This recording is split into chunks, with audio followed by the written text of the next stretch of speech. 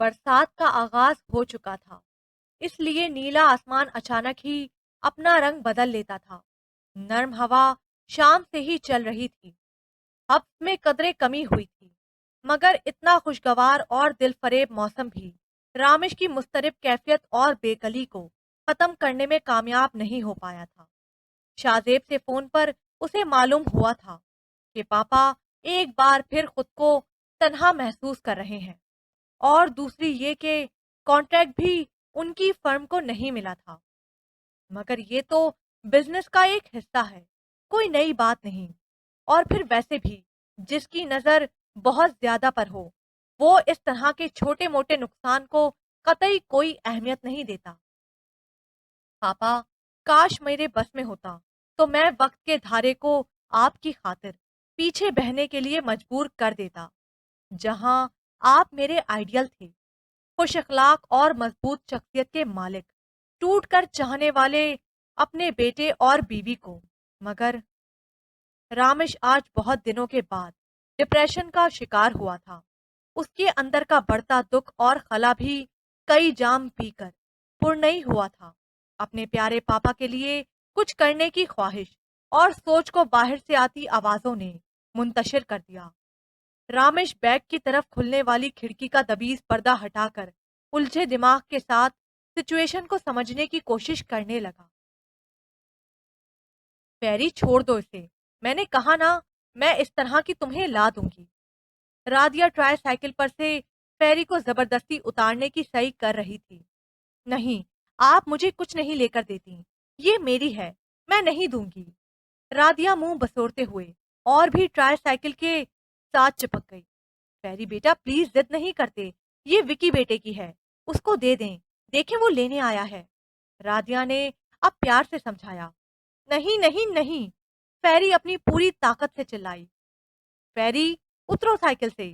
رادیا اپنی پوری کوشش کر رہی تھی، مگر پیری ہوں سائیکل کے ہینڈل کو مضبوطی سے تھامے چیخ رہی تھی۔ بدتمیز! چٹاخ کی آواز کے ساتھ ہی پیری نے رونا شروع کر دیا۔ تماچا پیری کے ملائم و نازک گال پر پڑا تھا، مگر جلن کا احساس رامش آفندی کو ہوا تھا، اور بے اختیار و بے ارادہ وہ اپنا گال سہلانے لگا تھا۔ سالوں پہلے پڑنے والے تھپڑوں سے اس کے گال سلگ اٹھے تھے، اور ان کے باعث پیدا ہونے والی تپش آج پھر بیدار ہو گئی تھی۔ چہرہ گرم ہو کر انگارہ بن گیا تھا۔ روتے روتے اس کی ہچکی بن گئی تھی، مگر پھر بھی اس کی ماں کے سینے میں ٹھنڈ نہیں پڑی تھی۔ اس کی کمر پر ایک دھموکا مارتے ہوئے سنگ دلی سے چیخی، آئندہ اگر کسی کی چیز کی طرف للچائی نظروں سے دیکھا یا یہاں لائے تو جان نکال کر رکھ دوں گی۔ اگر اتنا ہی شوق ہے تو جاؤ اپنے باپ سے کہو لا کر دے تمہیں، جو سب کچھ لوٹا بیٹھا ہے۔ یہ صلہ ملتا ہے کسی پر آنکھیں بند کر کے اعتماد کرنے کا۔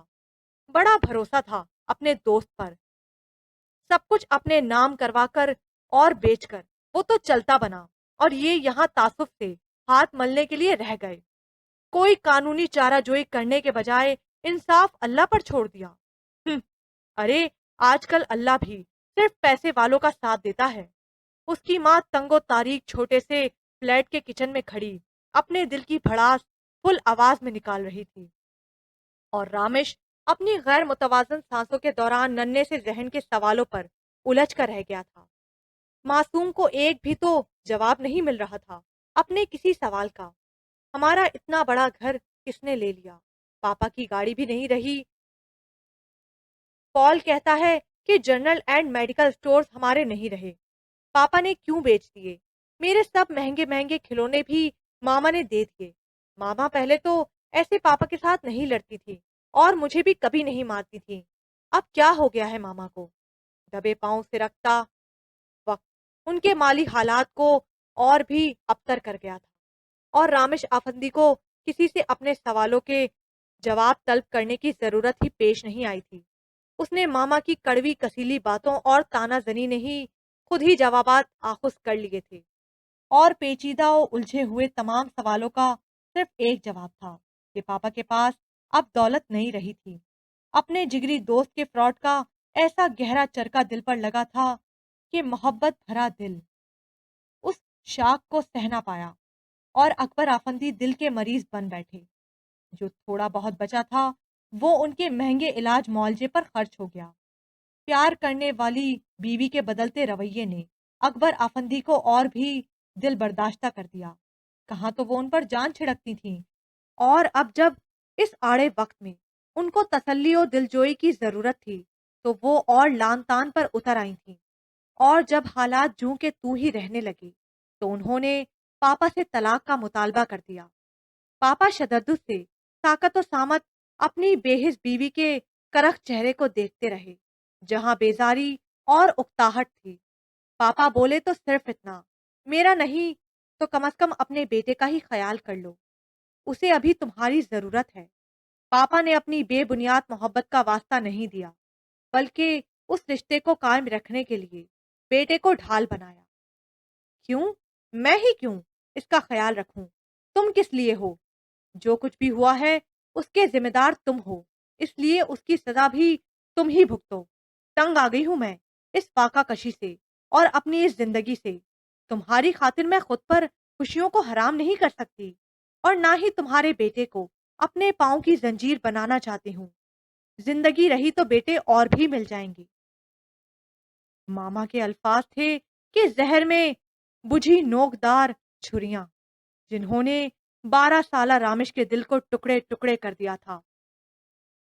جسم کی تمام رگیں کٹتی ہوئی محسوس ہونے لگیں، اپنا وجود ارزاں اور بے وقت لگنے لگا، اور پہلی بار جس کے لیے ذہن اور دل میں نفرت پیدا ہوئی وہ اس کی اپنی ماں کے لیے تھی، جس نے ایک دولت مند شخص کا ہاتھ تھامنے کے لیے اپنے شوہر اور بیٹے کو چھوڑ دیا تھا۔ نفرت کے احساس کے بعد جس سوچ نے رامش کے اندر تقویت حاصل کی وہ دولت اور پیسے کے متعلق تھی۔ دولت ایک اہم رشتہ زندگی کے لیے یہ نہایت ضروری ہے۔ یہ تمام رشتے جوڑتی اور توڑتی ہے، اور پھر دولت کا حصول اس کی زندگی کا مشن بن گیا، اور پھر اس نے کسی کام کے کرنے میں آر محسوس نہ کیا۔ بادلوں کی گرجدار آواز نے رامش کا تکلیف دہ یادوں سے سلسلہ منقطع کر دیا، تو اس نے بھاری چکراتا سر اپنے دونوں ہاتھوں میں تھام لیا۔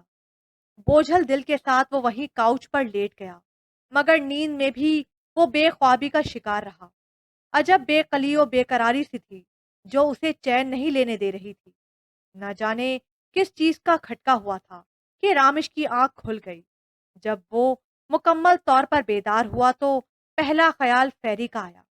بنا کچھ سوچے سمجھے تقریباً دوڑتے ہوئے اپنے ٹیرس والے کمرے میں جا پہنچا اور دوربین سے کوارٹر کا ویو کلیئر کرنے لگا، مگر کچھ نہ دکھائی دینے پر رامش ملول سا ہو گیا۔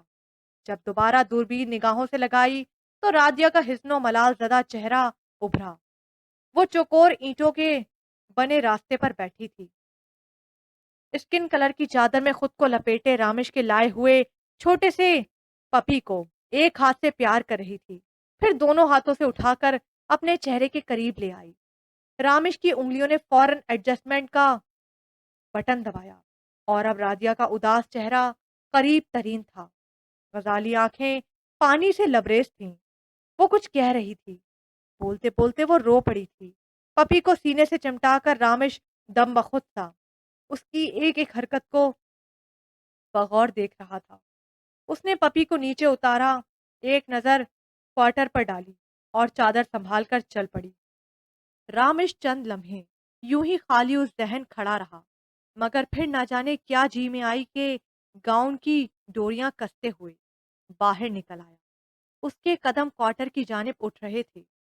پیری اب تک بے خبر سو رہی تھی، آنسو گالوں پر پنہا پنہا خشک ہوئے تھے، وہاں نشان چھوڑ گئے تھے۔ رامش بے خود تھا، پیری کے بالوں میں انگلیاں پھیرنے لگا۔ یہ محبت تھی یا ہمدردی؟ جو بھی تھا، رامش اس جذبے سے مغلوب ہو کر پیری کو احتیاط سے اٹھا کر اپنے بیڈ روم میں لے آیا۔ تمہارے پاپا تمہارے ساتھ نہیں رہتے؟ کہاں ہے وہ؟ پیری اب کارٹون دیکھتے ہوئے چہک رہی تھی، اس لیے رامش نے پیار سے پوچھا۔ ماما کہتی ہیں وہ بہت دور گئے ہیں میرے لیے کھلونے لانے، جیسے وکی کے پاس ہیں سائیکل، بھالو، باتیں کرنے والی گڑیا और बहुत सारे खिलौने लाएंगे मेरे लिए। भोलपन से कहे गए फेरी के अल्फाज ने रामेश को एक बार फिर माजी के आईने के सामने ला खड़ा किया, जहां वो स्ट्रेचर पर पड़े बेसुध पापा के साथ लिपटा जोर जोर से चिल्ला रहा था। पापा, मैं बहुत सारे पैसे लेकर आऊंगा, आपका घर, आपकी गाड़ी, सब कुछ पापा, सब कुछ। फिर मामा भी हमारे पास आ जाएंगी, मैं मामा को ले आऊंगा। पापा प्लीज, डोंट लीव मी पापा। बेबसी से बोलता अपनी बदकिस्मती पर रो पड़ा। पैसा कमाने की ऐसी धुन उस पर सवार हुई थी कि उसने दिन रात एक कर दिया था। रात कब ढलती थी, सूरज कब निकलता था, उसे कुछ होश नहीं था। कौन सा काम बुरा और गलत है और कौन सा अच्छा और जायज है, उसके नजदीक कोई मायने नहीं रखता था। वो तो अपने खिलौने हासिल करने के इरादों और मासूम ख्वाहिशात को यकसर फरामोश कर चुका था। याद था तो बस इतना कि उसके चाहने वाले और प्यार करने वाले पापा हॉस्पिटल में हैं और उनके इलाज के लिए पैसे चाहिए। उस मुसीबत की घड़ी में शाहजेब के वालिद ने उनकी मदद की थी और पापा सेहतयाब होकर घर लौट आए थे। उस दिन वो बहुत से मुश्किल दिनों के बाद मुस्कुराया था, क्योंकि उसके पापा भी लबकुंदा थे। फेरी की खिलखिलाहट उसे वापस हाल में ले आई थी। वो सोफे की बैग पर सर जमाए फेरी के मासूम चेहरे को देखने लगा, जहां अब तक पापा के आने का यकीन छाया हुआ था। नीली आंखों में उम्मीद के सितारे झिलमिला रहे थे। छोटा नन्हा दिल ना जाने पापा के जल्दी आ जाने की कितनी ही दुआएं मांगता होगा। जिस तरह वो अपने पापा की तंदुरुस्ती के लिए चर्च में मोमबत्तियां जलाया करता था, क्या उसकी भी ख्वाहिशात अधूरी रहेंगी? छोटी छोटी आरजुएं नामुकम्मल रहेंगी, मेरी तमन्नाओं की तरह। जिंदगी के तल्ख हकाइक और तजुर्बात ने उसका बचपन छीन लिया था और हकीकत पसंद बना दिया था। एक एक पैसे को बहुत एहतियात और सोच समझ कर खर्च करता था। कैसा है? लैला मुतजस्सिस सी पूछ रही थी, जबकि रादिया की आंखें गोल्ड का सेट देखकर हैरत से फैल गईं। बहुत अच्छा है। कब लिया? रादिया ने दिल से पसंदीदगी का इजहार करने के साथ साथ इस्तफसार किया। कब लिया? तुम तो यूं पूछ रही हो जैसे इससे पहले भी मैंने ना जाने कितने सेट ले चुकी हूँ। हमारी सैलरी तो एक हफ्ते में ही उड़न छू हो जाती है। यार, ये गिफ्ट मिला है। लैला ने फखरिया अंदाज में आईब्रो को जंजबिश दी। गिफ्ट? बेमौका, मेरा मतलब है तुम्हारी सालगिरह वगैरह तो नहीं थी? फिर ये? रादिया सरासीमा सी पूछ रही थी। कम ऑन यार, गिफ्ट देने और लेने के लिए कोई खास मौके का इंतजार नहीं करते, ये तो बस मोहब्बत का इजहार होते हैं। लैला अपने नर्मो नाजुक उंगली में अंगूठी को सजाते हुए मखमूर लहजे में बोली। ओह, तो किसने तुमसे मोहब्बत का इजहार किया है? रादिया खुश दिली से बोली। हारून ने। यार, क्या पर्सनैलिटी है उसकी, सहरजदा सी। सहरजदा, जरा सी देर से जरा सी देर से मिला है, मगर मिला तो सही। पता है रादिया, मैं ऐसे ही साथी की ख्वाहिशमंद थी, जो मेरी हर ख्वाहिश को पूरी करे। मेरी फरमाइश करूं, मैं फरमाइश करूं और उसके माथे पर बल तक ना आए। जानती हूँ, मैंने उसे आजमाने के लिए कैफे से निकलते निकलते फरमाइश कर डाली तो हारून झट से ज्वेलर शॉप गया, मेरी पसंद का सेट दिलवाया, क्रेडिट कार्ड दिया और हम 10 मिनट में वापस भी आ गए। तुम यकीन नहीं कर सकती, उस वक्त हारून पर मुझे टूट कर प्यार आया। खुदा ने मेरी सुन ली है। लैला का चेहरा खुशी से दमकने लगा था। अभी से इतना आगे मत बढ़ो लैला। उसका बैकग्राउंड क्या है, किस फैमिली से बिलोंग करता है, कैरेक्टर का कैसा है, ये तमाम बातें जानकर फिर ही कुछ फैसला करना। राधिया ने मुखलिसाना राय दी। डोंट वरी, मैं जानती हूँ अब मेरे साथ सब अच्छा ही होने वाला है।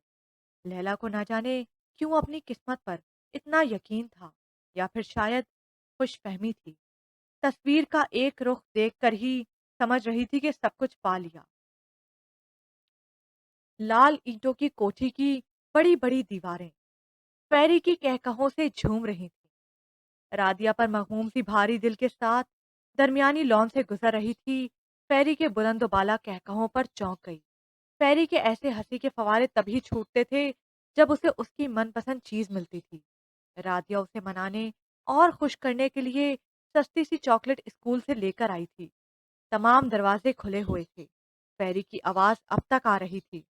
रादिया उसके हशाश बशाश चेहरे को देखकर मुतहर सी रह गई।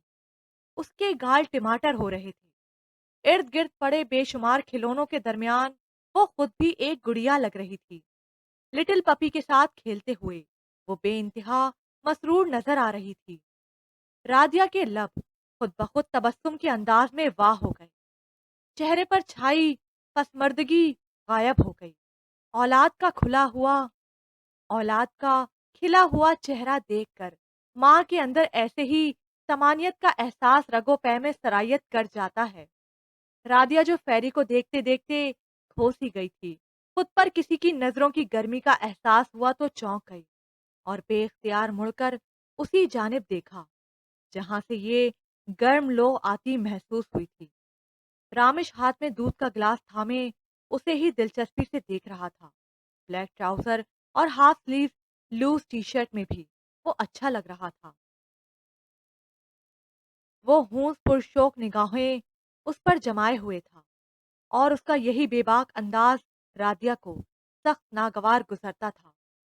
پیری رادیا جواب رادیا جو اب سنجیدہ ہو چکی تھی نے فیری کو اپنی موجودگی کا احساس دلایا۔ ماما دیکھیں، یہ اتنے سارے کھلونے، سب اچھے ہیں نا؟ فیری وہیں سے خوش خوش بولی، ہاں بیٹا بہت اچھے ہیں، آ جاؤ اب کھانے کا وقت ہو رہا ہے، جلدی آؤ۔ رادیا کچھ سخت آواز میں بولی کیونکہ اب اسے کوفت ہونے لگی تھی۔ وہ شخص سامنے بیٹھ کر رٹائی سے رادیا کو گھور رہا تھا۔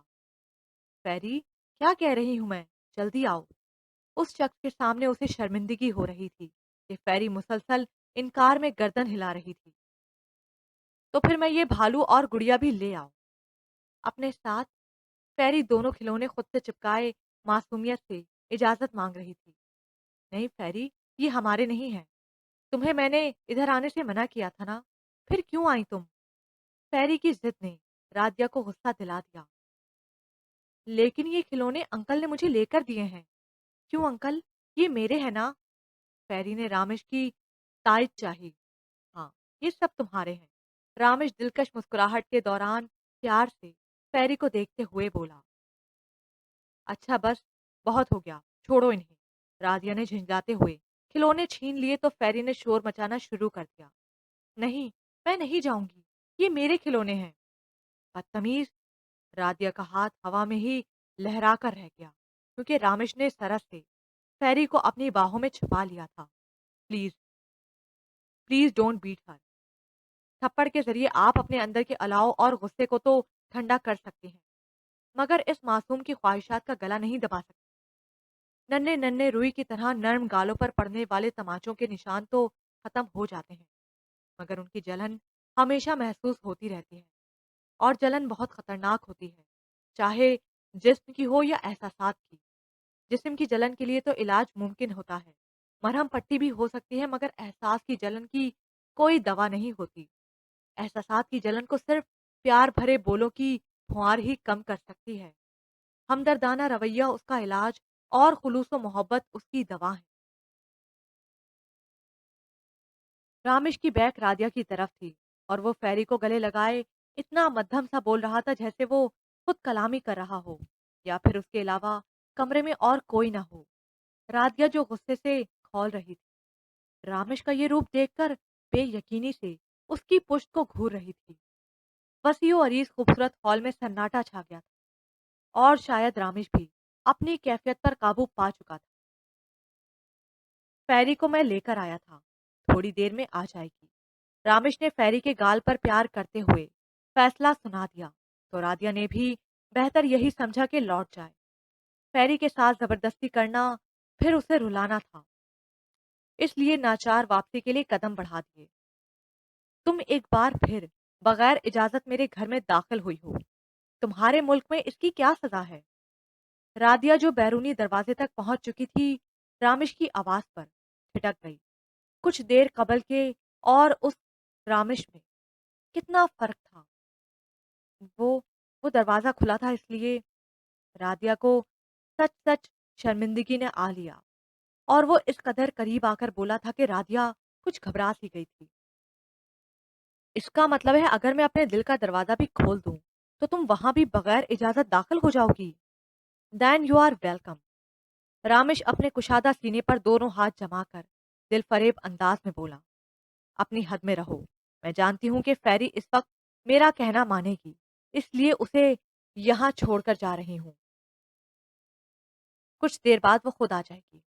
تم کسی خوش فہمی کو مت پالو کہ تمہارے کہنے پر فیری کو تمہارے پاس چھوڑ کر جا رہی ہوں، اور آئندہ اس طرح کی گھٹیا گفتگو میرے سامنے مت کرنا، کیونکہ میں تمہاری ان چکنی چپڑی باتوں میں آنے والی نہیں۔ اس لیے بہتر ہے کہ کہیں اور جا کر تابع آزمائی کرو۔ وہ ترش روی سے بولتی، اسے شعلہ بار نگاہوں سے گھورتی آگے بڑھ گئی۔ تمہیں کسی نے بتایا نہیں کہ تم غصے میں بہت زیادہ حسین اور دلکش لگتی ہو، اس لیے غصہ کم کیا کرو۔ رامش اس کے مقابل کھڑا اس کے تپتے چہرے کو والہانہ نظروں سے دیکھتے ہوئے چہکتے ہوئے بولا، مگر رادیہ کو اس کا انداز لوفرانہ لگا۔ دیکھو، میں تمہیں بہت برداشت کر رہی ہوں، میرا ہاتھ تم پر بھی اٹھ سکتا ہے۔ رادیہ کو اس کا انداز گفتگو معیوب اور گھٹیا لگا۔ آنکھوں میں پیدا ہوتی حریصانہ چمک پر وہ تپ کر رہ گئی تھی۔ تمام ہمتیں مجتمع کر کے اس نے اپنا مرمری انگلیوں کا نازک سا ہاتھ دکھایا۔ جو تمہاری بیٹی کو بچا سکتا ہے، وہ خود کو بھی محفوظ کر سکتا ہے۔ برجستہ جواب اس کی ذہانت کا متقاضی تھا۔ رامش آفندی تو اس کے قریب کا خواہاں تھا۔ اس کی جاذب النظر صورت کے ایک ایک نقش کو آنکھوں کے ذریعے جذب کر کے دل کو سیراب کر رہا تھا۔ قربت کے ان لمحات کو جاودہ بنانے کے لیے وہ جان بوجھ کر گفتگو کو تول دے رہا تھا، اور اس کی یہ مکارانہ چال شاید رادیہ بھی سمجھ گئی تھی۔ تبھی رامش کو بھسم کر دینے والی نظروں سے دیکھتے ہوئے خاموشی سے آگے بڑھ گئی۔ رادیہ کے دماغ کی رگیں پھٹنے لگی تھیں، سر ایک پھوڑے کی مانند دکھ رہا تھا، آنکھیں جل رہی تھیں، نیند کا کہیں نام و نشان نہ تھا، اور اس دل گرفتگی کا باعث رامش آفندی کے بے باک الفاظ اور اس دل گرفتگی کا باعث رامش آفندی کے بے باک الفاظ۔ کبھی کسی نے اس طرح کھلم کھلا اس کے ساتھ بدتمیزی نہیں کی تھی، جب سے وہ بے آسرا اور بے سائبان ہوئی تھی۔ اس طرح کے چیپ عاشق مزاج آدمیوں سے اس کا واسطہ پڑتا ہی رہتا تھا، مگر کوئی سیٹی بجانے، آنکھ مارنے یا پھر تھرڈ کلاس گندا سا گانا گانے پر ہی اکتفا کرتا تھا۔ مگر تب مگر ایسا تب تک ہوتا رہا تھا جب وہ ایک سستے سے مکان میں دوسری کالونی میں رہتی تھی۔ جب سے یہاں آئی تھی مطمئن اور پرسکون تھی، مگر رامش آفندی کی جرت اور ہمت پر وہ اندر ہی اندر ڈر گئی تھی۔ اکیلی عورت کا اس مرد کی دنیا میں جینا کتنا مشکل اور کٹھن ہے۔ حریص نگاہیں، حوث زدہ چہرے قدم قدم پر عورت کو ہراساں کرتے ہیں۔ مرد کس طرح روپ اور رنگ بدلتا ہے وہ دیکھ چکی تھی، اس لیے مرد ذات سے اس کا اعتبار اٹھ چکا تھا۔ ایک بار کا تجربہ ہی اس کے لیے سبق آموز تھا۔ رادیہ کی جلتی آنکھوں میں وہ صورت ٹھہر گئی جس پر اس نے اعتماد کیا تھا۔ ہر طرف باہر رانی کی حکمرانی تھی، اور دھرتی بھی جیسے اس کے حکم کی منتظر تھی۔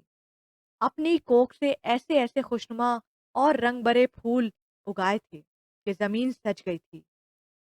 ان حسین پیار بھرے لمحات میں رادیہ کو ایک پل کے لیے بھی کوئی پچھتاوا نہیں ہوا تھا کہ وہ کتنوں کے محبت بھرے دل توڑ آئی ہے۔ ایسا کیسے ہو سکتا تھا کہ ان کو دکھ دے کر وہ خوش رہتی؟ اس نے باپ کا دل دکھایا تھا، وہ خود کیسے آباد رہتی؟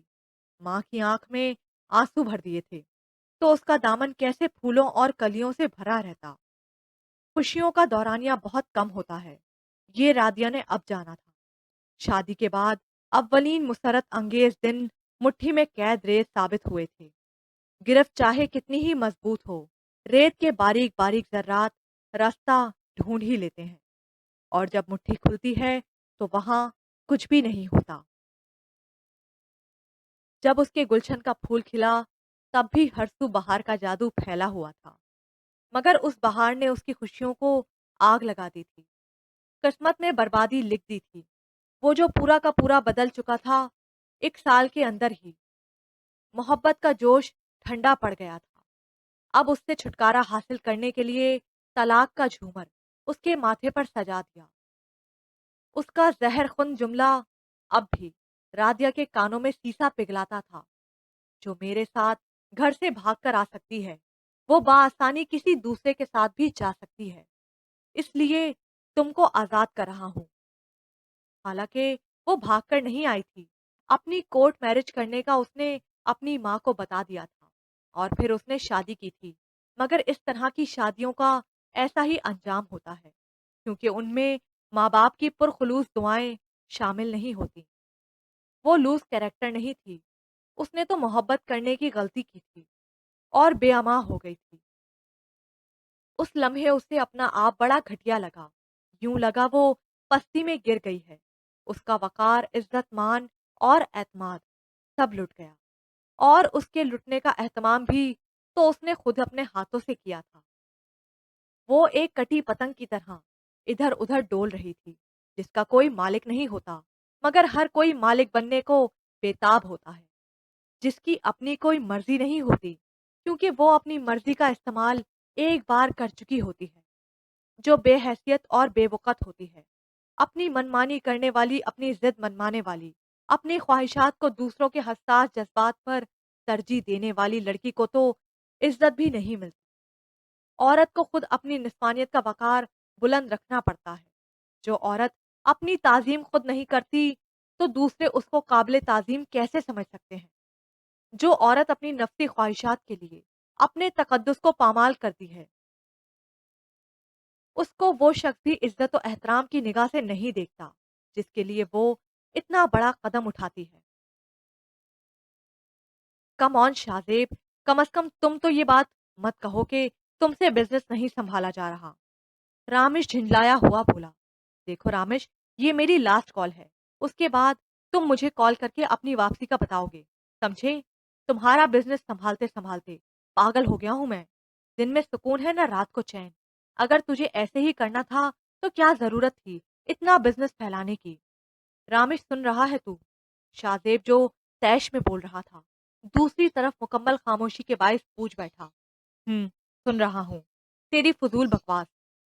सालों पुराना वही काम है, ऐसी कौन सी मुश्किल आन पड़ी है जो मेरा आना जरूरी है? रामिश के लहजे का सुकून शाहजेब को सुलगा गया। तो भाई ठीक है, यहाँ से मैं सारा बिजनेस वाइंड अप कर देता हूँ और हम सब भी वहां शिफ्ट हो जाते हैं। शाहजेब ने जानबूझकर ये बात की। वो जानता था कि वो कभी नहीं चाहेगा। Shut up Shahzeb. रामिश एकदम ही माउथ पीस पर धाड़ा, फिर नर्म पड़ते हुए बोला। अच्छा बताओ, पापा कैसे हैं? मुझे नहीं मालूम। तुम्हारे पापा हैं, तुम्हें मालूम होना चाहिए। शाहजेब जब खफा होता था तो यूं ही बोलता था। "हं, अच्छा, मारिया तो तेरी बीवी है ना, वो कैसी है?" रामिश ने बुलंद कहकहा लगाते हुए शाहजेब से पूछा। क्यों, मेरी बीवी तेरी कुछ नहीं लगती? रामिश, रिश्ते बनाए जाते हैं और फिर उनको निभाना भी बंदे के अपने हाथ में होता है। हर रिश्ता अपना एक मुकाम रखता है। ये इतनी बदगुमानी और बेएतबारी अच्छी नहीं होती। किसी रिश्ते को मायने पहना कर तो देख, महसूस तो कर। दुनिया इतनी बुरी नहीं हुई अभी जितनी तू समझ बैठा है। शाहजेब बुझे हुए अंदाज में बोल रहा था। जानता था कि वो उसकी बातों पर हंस रहा होगा। हाँ, तुझे और अंकल को देखकर मेरी भी राय बदल जाती है, मगर सिर्फ तुम दोनों के लिए। रामेश साफ गोई से बोला। और मारिया के मुतालिक क्या कहेगा? तो वो तुझे अपना भाई मानती है, बेतहाशा प्यार करती है तुझसे। कम से कम ये रिश्ता तो कबूल कर ले। शाहजेब जिच होकर बोला। मारिया तेरी बीवी है और मेरे लिए काबिले एहतराम है, बस और कुछ नहीं। रामिश के सर्द और उखड़ लहजे पर शाहजेब सुनसा हो गया। सॉरी शाह, और फिर वो मुझे प्यार करती है तो क्यों जेलिस होता है? रामिश जानता था कि शाहजेब हर्ट हुआ है, इसलिए शगुफ्तगी से बोला। अंदाज मनाने वाला था। बहुत जलील है तू, ज्यादती भी कर जाता है और नाराज भी नहीं होने देता। अच्छा सुन यार, मारिया ने चंद चीजें मंगवाई हैं, तू लेते आना प्लीज। शाहजेब ने साथ प्लीज की भी रट लगा दी। तुम अपने होशो हवास में नहीं हो। मैं यहाँ लेडीज शॉपिंग करूंगा? रामेश फिर बड़ा उठा था। अच्छा ठीक है, रहने दो, फिर सही। शाहजेब ने फौरन ही मना कर दिया। ओके ओके, अब मारिया के आगे मुझे इतना भी बुरा मत मनाओ। लिस्ट लिखवा देना, मैं ले आऊंगा। रामेश के बदलते लहजे और फौरन हामी ने शाहजेब को हैरान कर दिया। कितनी ही देर डैड फोन को देखता रहा। गेट से आने वाली तांगे की आवाज पर रामेश ने अपने इनकार को इकरार में बदल लिया था। उसके शातिर दिमाग में एक नई तरकीब पैदा हुई थी। आंखों में चमक दुगनी हो गई थी। मायने खेज मुस्कुराहट होठों पर जमकर रह गई थी। इतवार के दिन की छुट्टी थी, इसलिए वो अपने छोटे से क्वार्टर की सफाई में जुटी हुई थी। फेरी मुसलसल अपने अंकल के पास जाने की जिद कर रही थी। एक गुड़िया भी उसने फेरी को नहीं लाने दी थी। तो फिर तो फिर मैं अंकल के साथ जाकर खेल लूं। फेरी शायद बहुत ज्यादा बोर हो रही थी। फेरी, आज संडे है, लोग देर तक सोते रहते हैं। राधिया अब अपने बालों को संवार रही थी ताकि उनमें तेल लगाकर नहा ले। हेलो फेरी, रामिश ने करीब आते हुए ऊंची आवाज में कहा, और फेरी तो जैसे मुंतजिर थी, दूसरे ही लम्हे उसकी बाहों में थी। शाम को तुम फारिग हो तो मेरा एक काम है, जरा मेरे साथ बाजार चलना है तुम्हें। वो यूं मुखातिब था जैसे उनके दरमियान कोई बहुत गहरा और पुराना ताल्लुक हो, या फिर जैसे रादिया पहले भी उसके काम करती आई हो। साथ चलने के लिए वो हुक्म दे रहा था, इजाजत नहीं मांग रहा था। उसका बेतकल्लुफाना अंदाज़े मुखातिब रादिया को गुस्सा दिला गया। चुपती निगाह से रामिश को देखा, मगर वो चेहरे पर शरारत सजाए हुए था। असल में ये लिस्ट है, और इसकी तमाम चीजें मुझे लेकर जानी है, और इस तरह की शॉपिंग का मेरा कोई तजुर्बा नहीं, इसलिए तुम्हारी हेल्प मांग रहा हूँ। रामिश ने उसके कड़े तेवर देखकर फौरन लिस्ट दिखाई। Please, I request you, Ramish ने उसे नर्म निगाहों से देखते हुए मुल्तजियाना अंदाज में कहा। सॉरी, एक तो मेरे पास वक्त नहीं, दूसरे अजनबियों के साथ बाजारों में फिरने का मुझे शौक नहीं। रादिया सर्द मोहरी से बोली। अजनबी? भाई, मैं तो फेरी का दोस्त हूँ, फिर तुम्हारा भी दोस्त ही हुआ ना। रामिश चलाकी से बोला। आप खुद को मेरी बच्ची का दोस्त कह रहे हैं, इसलिए मैं इस वक्त आपकी बेइज्जती करना नहीं चाहती। आप जा सकते हैं, रादिया जब्त करते हुए बोली। कम ऑन, आखिर बाजार तक जाने में हर्जी क्या है? क्यों फेरी? रामिश ने जानबूझकर फेरी से कहा ताकि वो जिद करे। सॉरी, आप फेरी को साथ ले जाइए, रादिया कहते हुए तेल की बोतल उठाकर क्वार्टर के अंदर चली गई और जोर से दरवाजा बंद कर लिया।